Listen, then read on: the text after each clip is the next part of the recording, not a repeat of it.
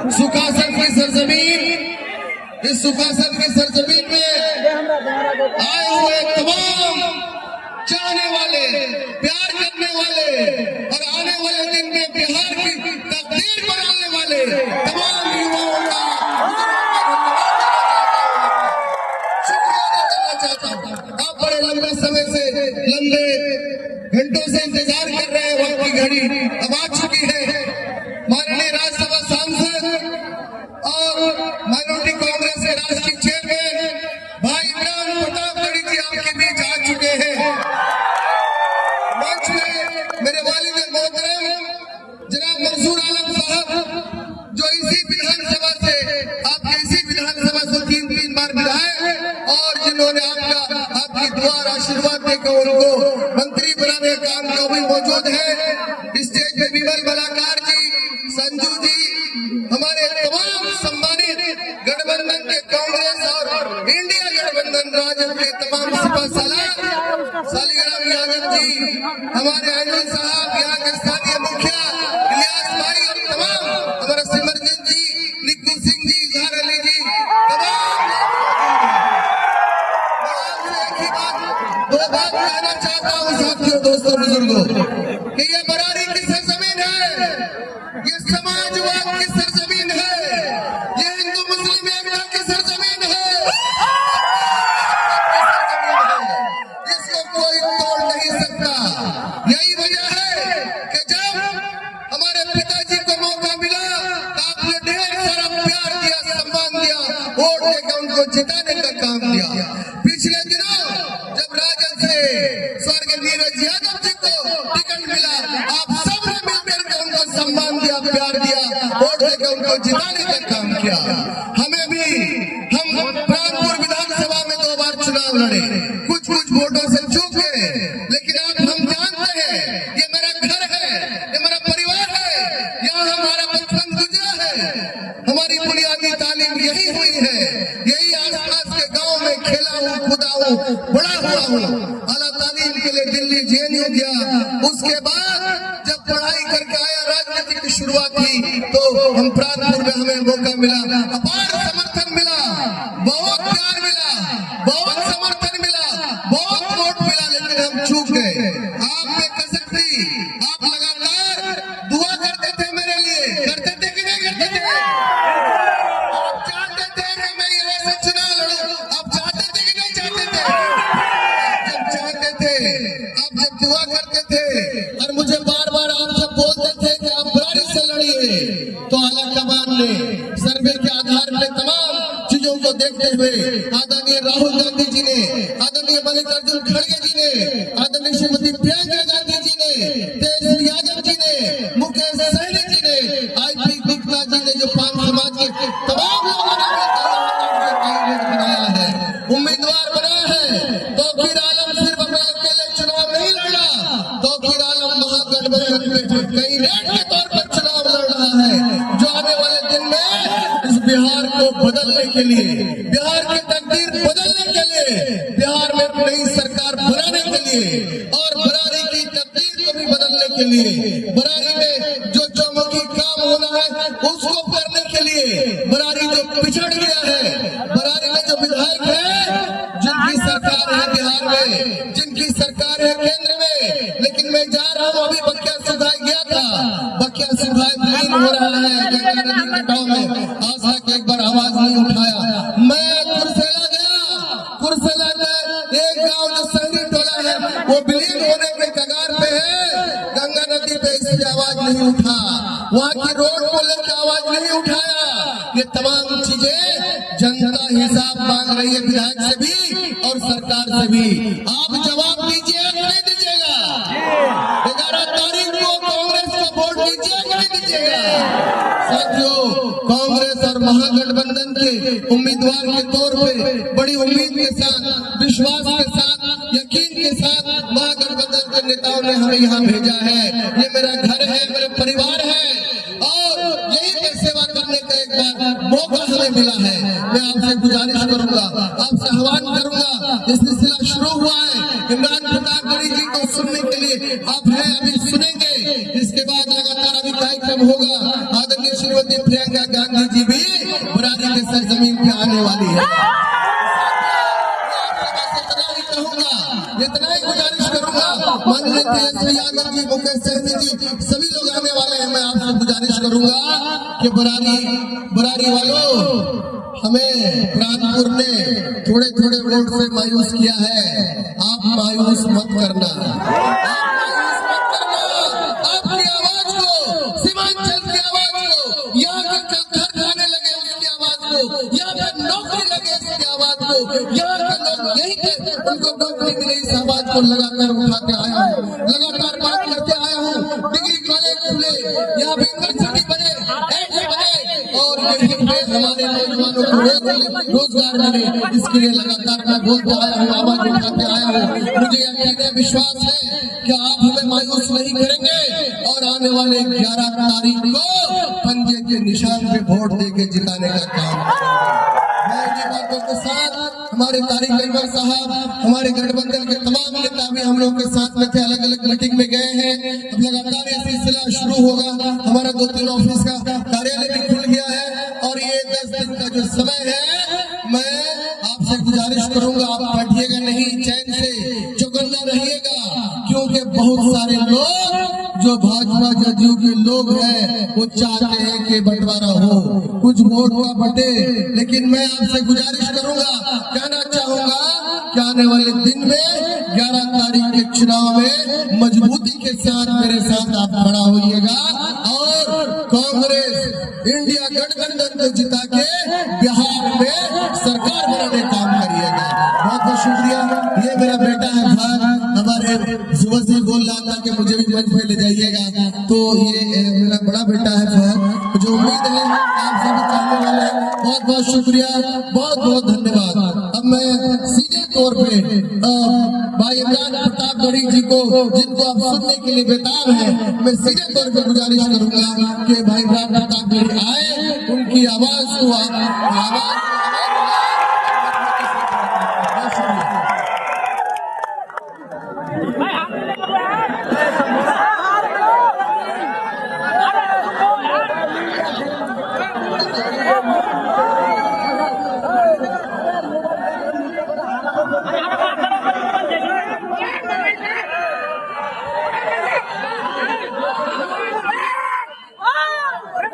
बरारी विधानसभा के सुखासन पंचायत में मेरी आंखों के सामने हजारों की तादाद में मौजूद नौजवान साथियों, बुजुर्गों और जहां जहां तक मेरी आवाज जा रही है मां और बहनों, यहाँ मंच पर मौजूद तौकीर साहब के वालिद साहब, जो मेरे लिए भी बहुत मोहतरम है, महागठबंधन के अलग अलग पार्टियों के, जो हमारे राजद के, वीआईपी के, आईपी गुप्ता जी के, लेफ्ट के जो भी सहयोगी यहाँ पे मौजूद हैं, मैं सबकी मौजूदगी को सलाम करता हूँ। तौकीर भाई हमारा छोटा भाई है और मैं रास्ते में आ रहा था, अभी जब चौपर में था तो मुझे 4 मिसरे याद आए, आते हुए मैंने लिखे, सियासत क्या तुम्हारी क्या हमारी सियासत क्या तुम्हारी क्या हमारी आ गया हूँ मैं, मोहब्बत के लिए दिल से खुमारी आ गया हूँ। मेरे इस छोटे भाई ने मोहब्बत से बुलाया तो मैं इस तौकीर की खातिर बरारी आ गया, तौकीर की खातिर बरारी आ गया हूँ मैं। दोस्तों, आने वाली 11 तारीख को आपको बिहार के मुस्तकबिल का फैसला करना है। आप जब अपने घरों से बाहर निकलेंगे वोट देने के लिए, तो ये सोच के मत निकलिएगा कि सिर्फ विधायक चुनने जा रहे हैं, ये सोच के निकलिएगा कि बिहार में ये जो चाचा नीतीश जी की बीमार सरकार है, इस सरकार को बदलने के लिए घर से बाहर निकल रहे हैं। 11 तारीख को जब घर से बाहर निकलिएगा तो ये सोच के निकलिएगा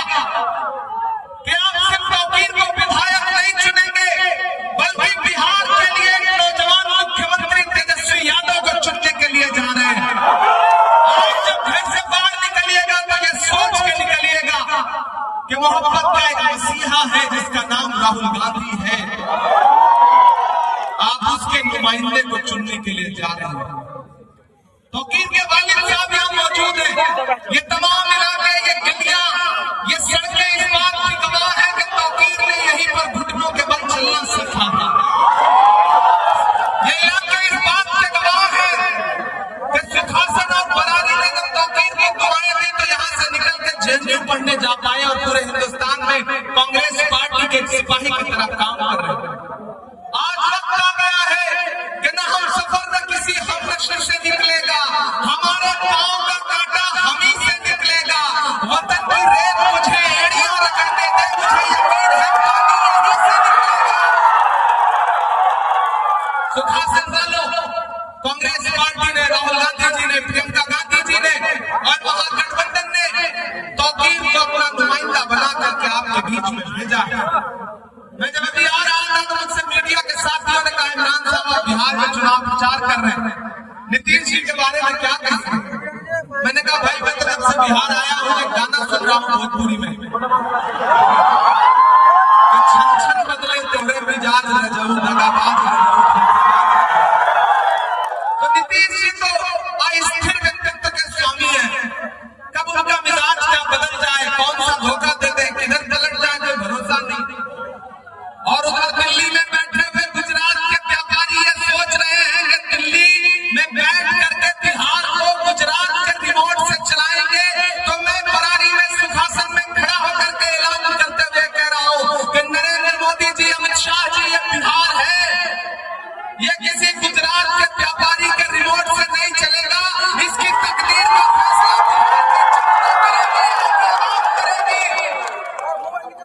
इस बार पूरे प्रदेश में मैं बछवाड़ा से होते हुए, नालंदा से होते हुए, बिहार शरीफ से होते हुए, खगड़िया से होते हुए, कोढ़ा कस्बा से होते हुए यहाँ पहुंचा हूँ और यहाँ खड़ा होकर के आज मैं जिम्मेदारी से बता रहा हूँ कि बिहार में महागठबंधन की सरकार बनने जा रही है।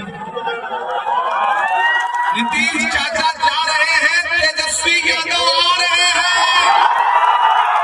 एनडीए जा रहा है, महागठबंधन आ रहा है।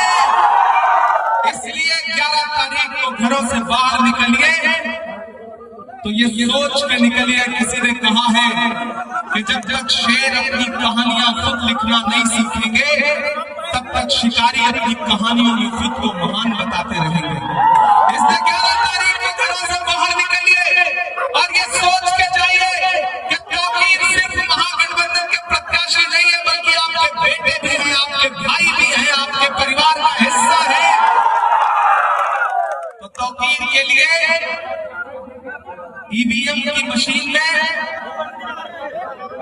पहले से एक नंबर पे है, पहले से एक नंबर पे है ना।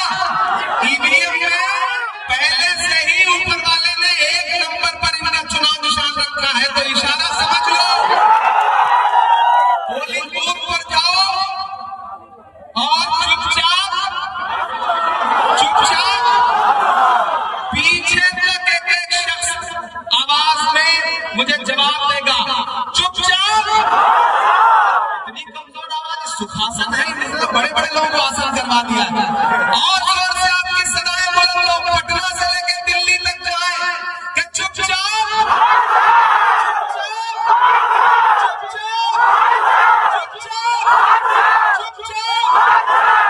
11 तारीख को जब आप हाथ के पन्ने का बटन दबाएंगे तो आप सिर्फ तौकीर को वोट नहीं देंगे, आप तेजस्वी यादव को भी मुख्यमंत्री बनाने के लिए वोट करेंगे। आप आरपी गुप्ता को भी वोट देंगे, मुकेश सहनी को भी वोट देंगे, राहुल गांधी जी को वोट देंगे, प्रियंका गांधी जी को वोट देंगे। और अगर हजारों किलोमीटर दूर से चल के इमरान प्रताप गढ़ी आपके बीच में आया है तो हाथ के पंजे पर 11 तारीख को बरारी में दबाई गई एक एक बटन इमरान प्रताप गढ़ी के कंधे पे आपकी मोहब्बतों का कर्ज नहीं होगा। और जिन्हें ये लगता है कि साजिशें करके तौकीर को रोक लेंगे, मैं उनसे भी कहना चाहता हूं कि कैंची से चरागों की लवे काटने वालों, कुदरत के करिश्मों से लड़ोगे तो मिटोगे। तुम फूल को चुटकी में मसल सकते हो लेकिन खुशबू को बिखरने से नहीं रोक सकते। ये मोहब्बत की खुशबू है। और बरारी वालों, सुखासन वालों, मेरी एक बात याद रखना,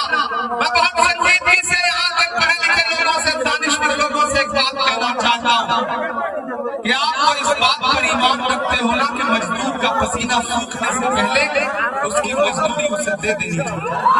रखते हो या नहीं रखते हो? ये हमारे आका का कौल है कि मजदूर का पसीना सूखने से पहले उसकी मजदूरी उसे दे दी जाए। मैं रखता हूँ इस बात पर ईमान, आप भी रखते होंगे। तो याद करो वो लम्हा कि जब पूरे मुल्क में नफरतें उफान पर थी, ऐसे में कन्याकुमारी में समंदर के किनारे खड़े होकर के मोहब्बत के मसीहा राहुल गांधी ने कहा था कि मैं कन्याकुमारी से इस देश में नफरत के खात्मे के खिलाफ एक पैदल यात्रा करूंगा जिसका नाम होगा भारत जोड़ो यात्रा। और वो शख्स 4000 किलोमीटर अपने पैर के छालों की परवाह किए बगैर कन्याकुमारी से कश्मीर तक चलता रहा, बस एक नारा लगाता हुआ कि नफरत छोड़ो भारत जोड़ो। मुझे नफरत के बाजार में मोहब्बत की दुकान खोलनी है। तो बरारी वालों, सुखासन वालों, मैंने देखा है राहुल गांधी के पैर के छाले। मैं जब चलता था उनके साथ तो मुझसे मीडिया के दोस्त कहते थे इमरान साहब आप संसद में हैं, शायद पहले हैं, राहुल गांधी के साथ कंधे से कंधा मिलाकर चल रहे हैं, क्या कहेंगे? तब मैं उनसे कहता था कि जो हर जालिम से टकराएगी वो आंधी बनाऊंगा, जो हर जालिम से टकराएगी वो आंधी बनाऊंगा। नए अंग्रेज आए हैं, नया गांधी बनाऊंगा। मैं चला हूं राहुल गांधी के खिलाफ। मैंने देखा है उस इंसान के पैर के छाले, मैंने देखे हैं राहुल गांधी से माथे से बहता हुआ पसीना। इसलिए आज सुखासन में खड़ा होकर के आपसे ये कहना चाहता हूं कि आप तो वो लोग हैं ना जो इस बात पर ईमान रखते हैं कि मजदूर का पसीना सूखने से पहले उसकी मजदूरी दे दी जाए। तो अभी न राहुल गांधी के पैर के छाले सूखे हैं, न राहुल गांधी के माथे का बहता पसीना सूखा है। मैं आज सुखासन में राहुल गांधी की मजदूरी मांगने के लिए आया हूं और राहुल गांधी ने अपना नुमाइंदा बना करके आपके बीच में भेजा है। आप सब 11 तारीख को घरों से बाहर निकलेंगे और अपना हाथ के पंजे का सामने का बटन दबाएंगे तो ऐसा लगेगा कि जैसे राहुल गांधी को आप उनकी मेहनत की मजदूरी वापस कर रहे हैं। ये आप सबसे गुजारिश करना चाहता हूं। ये लड़ाई बहुत बड़ी है, ये लड़ाई बहुत बड़ी है। एक तरफ 15 लाख का झूठा जुमला देने वाले झांसा राम हैं, एक तरफ बिहार को पिछले 20 साल से झांसा देने वाले पलटू चाचा हैं, और एक तरफ महागठबंधन है जो ये कह रहा है कि अगर सरकार बनी तो बिहार के हर युवा को, एक परिवार से एक युवा को सरकारी नौकरी जरूर दी जाएगी। हमारे पास बातें हैं, हमारे पास झूठे जुमले नहीं है। याद है 15 लाख का जुमला और वो नारा कि भाइयों बहनों, बड़े समझदार लोग हैं तो क्यों भाई है, ये अपने आप समझ गए कि नरेंद्र मोदी जी की बात कर रहा है। भाइयों बहनों कहते ही ये लोग समझदार, बिहार का आदमी बहुत समझदार है। यहाँ ये बिहार के लोग हैं, ये उड़ती हुई चिड़िया के पर पहचान लेते हैं। आज जब मैं पूर्णिया में था तो मीडिया के साथी ने कहा कि आप बिहार आ गए।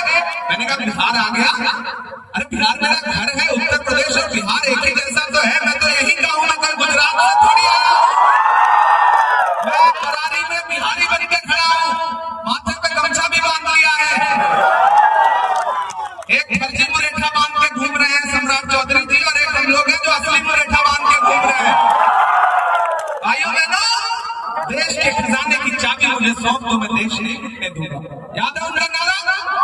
और आजकल जब वो पार्लियामेंट में बैठते हैं तो मैं उनकी आंख के सामने बैठ करके उनसे सवाल पूछता हूं कि हमी को कातिल कहेगी दुनिया, हमारा ही कत्लेआम होगा? हमी कुएं खोदते फिरेंगे, हमी पे पानी हराम होगा? नरेंद्र मोदी जी, आपने जो देश को झूठे झूठे जुमले दिए थे, बिहार उसका बदला लेगा।